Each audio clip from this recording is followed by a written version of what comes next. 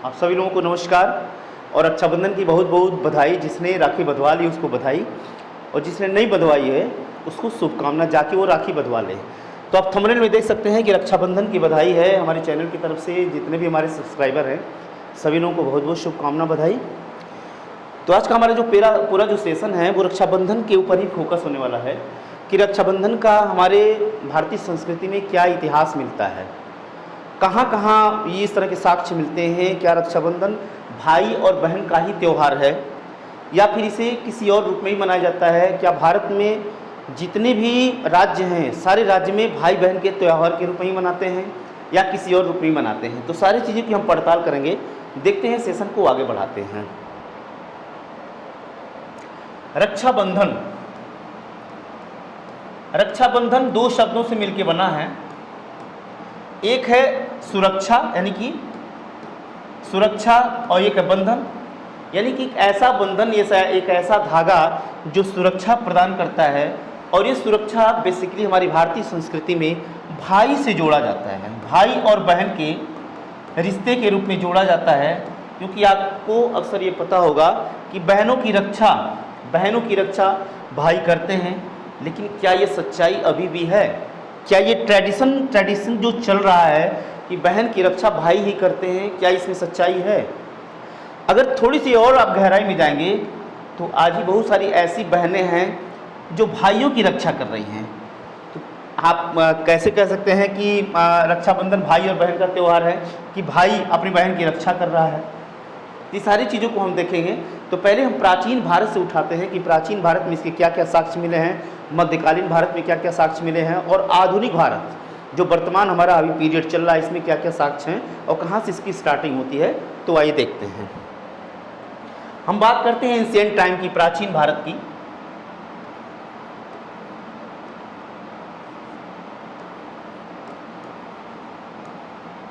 प्राचीन भारत में महाभारत सबको पता होगा कि महाभारत में एक जगह भगवान कृष्ण अपना सुदर्शन चक्र चलाते हैं। भगवान कृष्ण सुदर्शन चक्र चलाते हैं और सुदर्शन चक्र जब वो उंगली से फेंकते हैं उस समय उनकी उंगली थोड़ी सी कट जाती है, और उंगली जब कट जाती है अचानक वहाँ पे द्रौपदी मौजूद रहती हैं, और द्रौपदी फटाक से आती हैं और अपनी साड़ी फाड़ती हैं और भगवान कृष्ण की उंगली में वो साड़ी बांध देती हैं। वहाँ से माना गया कि भगवान कृष्ण इनकी रक्षा करेंगे। उन्होंने भाई के रूप में अपने आप को द्रौपदी के समक्ष प्रस्तुत किया। और आपको याद होगा चीरहरण की घटना, द्रौपदी का जब चीरहरण होता है, उस चीरहरण के समय भगवान कृष्ण, जो द्रौपदी ने उनको कपड़ा बांधा सा साड़ी का, उसी का फर्ज अदा करते हैं और द्रौपदी का चीरहरण यानी कि साड़ी का जो हरण होता है उसको ये आके बचा देते हैं भगवान कृष्ण। तो प्राचीन भारत में तो ये प्रमाण मिलता है। अब इसके बाद मध्यकालीन भारत में आते हैं। मध्यकालीन भारत का जो समय है इसमें रानी कर्णावती मेवाड़ की रानी है। मेवाड़ की रानी कर्णवती, मेवाड़ की रानी कर्णवती के द्वारा हुमायूं को एक राखी भेजी जाती है। अब ये जो घटना है हुमायूं की और रानी कर्णावती के बीच जो राखी भेजी जा रही है, इसकी जो घटना है ये कर्नल टाड, एक ब्रिटिश इतिहासकार है कर्नल टाड का एक ग्रंथ है, पुस्तक है। उस पुस्तक का नाम है एनल्स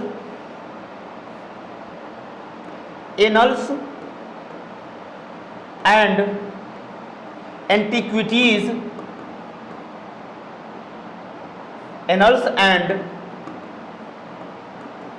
एंटीक्विटीज ऑफ राजस्थान। इसकी हिंदी है इतिहास और पुरावशेष, राजस्थान का इतिहास व पुरावशेष, राजस्थान का इतिहास व पुरावशेष। ये कर्नल टाड का एक ग्रंथ है और उसी में रानी कर्णावती और हुमायूं के बीच जो राखी बांधने की परंपरा स्टार्ट होती है मध्यकालीन भारत में, वो मिलती है। और वो क्या मिलती है जो कर्नल टाड देता है, जो कर्नल टाड इतिहास देता है, उसमें क्या मिलता है? कर्नल टाड कहता है कि गुजरात के शासक बहादुर शाह, गुजरात का शासक है बहादुर शाह, ये मेवाड़ पे अटैक करता है, मेवाड़ पर अटैक करता है। मेवाड़ की रानी होती है रानी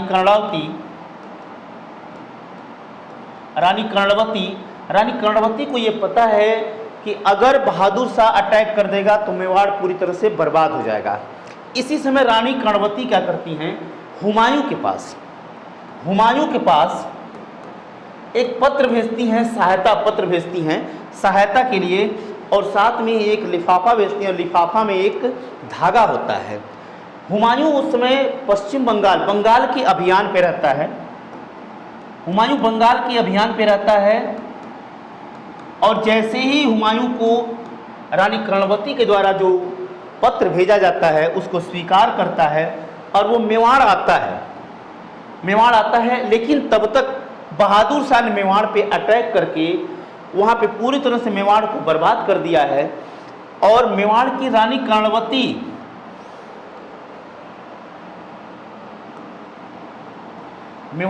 जो कर्णवती हैं, ये अपनी सहेलियों के साथ जौहर स्टार्ट कर देती हैं, और बहुत सारी रानियां, औरतें मारी जाती हैं जौहर के दौरान। मेवाड़ पे अटैक जो बहादुर शाह का हुआ है, जौहर कर लेती है। हुमायूं लेट पहुंचता है, लेकिन पहुंचने के बाद जौहर के बाद बहादुर शाह को मेवाड़ से भगाने में मदद करता है। किसकी मदद करता है? मेवाड़ की मदद करता है, यानी कि बहादुर शाह को भगा देता है। ये कर्नल टाड कहता है अपने ग्रंथ में annuls and antiquities of Rajasthan में। लेकिन उसी समय सतीश चंद एक इतिहासकार हैं मध्यकालीन भारत के। इनका एक ग्रंथ है medieval history of India, medieval history of India.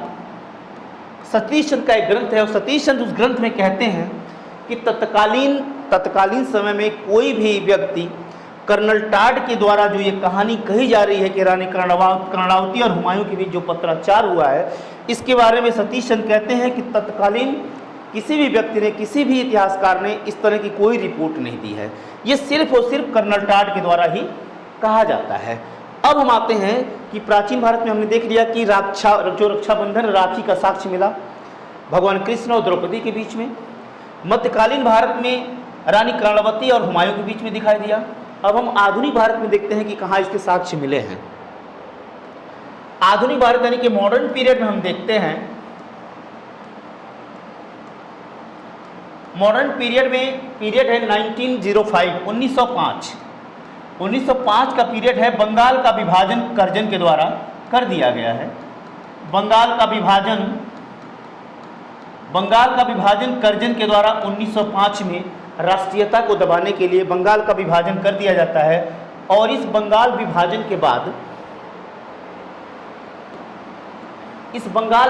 के बाद रविंद्रनाथ टैगोर के नेतृत्व में रक्षाबंधन यानी कि राखी बांधने की प्रक्रिया स्टार्ट की जाती है। राखी बांधने की प्रक्रिया, और राखी बांधने के द्वारा रविंद्रनाथ टैगोर ने बंगाल में हिंदू और मुस्लिम एकता को बढ़ावा देने के लिए रक्षाबंधन का जो त्यौहार है उसको सेलिब्रेट करते हैं। और जब हिंदू मुस्लिम एक हो जाएंगे तो जो बंगाल का जो विभाजन है वो रुक जाएगा। यानी कि आधुनिक भारत में रविंद्रनाथ टैगोर के द्वारा ये प्रमाण मिलता है राखी बांधने की प्रक्रिया। और साक्ष्य इस तरह से मिलते हैं कि रविंद्रनाथ टैगोर राखी की पोटली लेके सड़कों पे चल रहे हैं, और कोई भी हिंदू कोई भी मुस्लिम मिल रहा उसको राखी बांधते चल रहे हैं, और ये बताते चल रहे हैं कि बंगाल का जो विभाजन हुआ है उसके विरोध में हम ये राखी बांध रहे हैं, यानी कि बंगाल के विभाजन को रद्द करवाना है। तो प्राचीन, मध्यकालीन और आधुनिक भारत में हमें प्रमाण मिलता है राखी बांधने का। अब हम आते हैं आधुनिक समय में।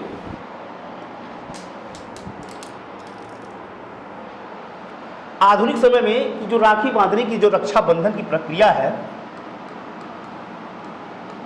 रक्षाबंधन कि भाई बहन का ही त्यौहार माना जाता है इसको। अब एक चीज़ बताइए कि साउथ में बहुत सी ऐसी जनजातियां हैं जो पेड़ को रक्षा सूत्र बांधती हैं। हमारे उत्तर भारत में भी आपने देखा होगा पीपल के पेड़ में रक्षा सूत्र बांधे जाते हैं। यानी कि कहीं न कहीं जो पीपल के पेड़ में या पेड़ में जो जनजातियां रक्षा बांधती हैं, इस पेड़ में देवताओं के माध्यम से अपने सुरक्षा की कामना करती हैं, सुरक्षा मांगती हैं। तो एक चीज़ बताइए कि क्या सुरक्षा प्रदान करने का केवल काम भाई ही करता है? ऐसा कुछ नहीं है कि केवल भाई ने ही ठेका ले रखा है बहन का। और अब तो महिला सशक्तिकरण का पीरियड चल रहा है, महिलाएं स्वतः अपनी सुरक्षा कर रही हैं। बहुत सारे ऐसे उनके पास इक्विपमेंट आ रहे हैं, उस तरह से ट्रेनिंग ले रही हैं, उस तरह से जानकारी ले रही हैं, अपने आप को अवेयर कर रही हैं।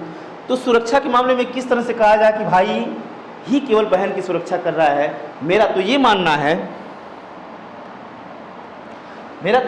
है कि अगर एक बहन है, बहन की सुरक्षा भाई, बेटी की सुरक्षा पिता, पत्नी की सुरक्षा पति, ये सारे जो है ना, ये जो पुरुष बहन की सुरक्षा भाई कर रहा है, बेटी की सुरक्षा पिता कर रहा है, पत्नी की सुरक्षा पति कर रहा है। यानी कि जो लोग सुरक्षा प्रदान कर रहे हैं, इनको सभी को रक्षा सूत्र बांधा जाना चाहिए। पिता है, पिता भी रक्षा कर रहा है बेटी की, तो सुरक्षा तो वहाँ प्रदान होनी चाहिए। पत्नी की पति सुरक्षा कर रहा है, सारी चीज़ों को मैनेज कर रहा है, तो वहाँ पे रक्षा सूत्र यहाँ बांधा जाना चाहिए। यानी कि कहीं ये फिक्स नहीं है, कहीं पर भी ये नहीं फिक्स है कि जो रक्षाबंधन है, कि जो ये रक्षाबंधन है केवल और केवल भाई बहन का ही त्यौहार है। कहीं पे ये नहीं लिखा है कि केवल ये भाई बहन का त्यौहार है। केवल ट्रेडिशन की वजह से हम इसे ये मान लेते हैं कि ये भाई बहन का त्यौहार है और इसको हुमायूं और कर्णवती की घटना से जोड़ देते हैं। हुमायूं और कर्णवती की घटना से जोड़ के इसको हम भाई बहन का त्यौहार मनाने लगते हैं। इसके अलावा भी रक्षाबंधन को बहुत सारी ऐसी जनजातियां हैं, पेड़ों को तो बांधती हैं, आपस में भी बांधती हैं, पशुओं को भी बांधा जाता है। पशुओं को भी झारखंड में ऐसी जनजातियां हैं, झारखंड में जो अपने पशुओं, जो उनके पशुपालक, जो जिन पशुओं को, चाहे वो गाय है, भैंस है, बकरी है, जितने भी पशु हैं, इन पशुओं को भी क्या करती हैं, ये रक्षा सूत्र बांधती हैं। तो इसका मतलब क्या है कि जो चीज़ सुरक्षा हमें प्रदान करे उसी को हम रक्षाबंधन बांध सकते हैं। ऐसा कोई फिक्स नहीं है कि केवल ये भाई बहन का ही त्यौहार है। इसको बस हम ट्रेडिशन के रूप में ले लेते हैं और उसी वजह से हम रक्षाबंधन को भाई बहन का त्यौहार मनाते हैं और वो बोलते हैं। तो सेशन कैसा लगा? जैसा भी लगा वो ज़रूर लाइक करिएगा, सब्सक्राइब करिएगा चैनल को और कमेंट भी करिएगा। तो मिलते हैं नेक्स्ट वीडियो में, तब तक के लिए जय हिंद, जय भारत।